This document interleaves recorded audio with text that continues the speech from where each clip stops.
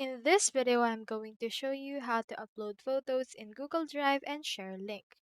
In order to do that, you can either click onto this new option and click onto this file upload. From in there, it will open the upload folder for your local computer and you can just choose in here the actual picture that you want to add.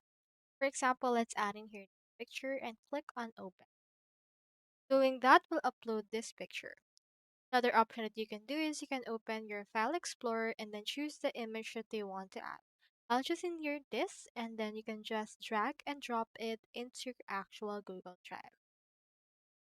Now once it's been added, you can click on that particular file and then click onto these three dots, click onto the share option and click onto this share option again. Doing that will open in here this. You can click onto this restricted and click onto this anyone with the.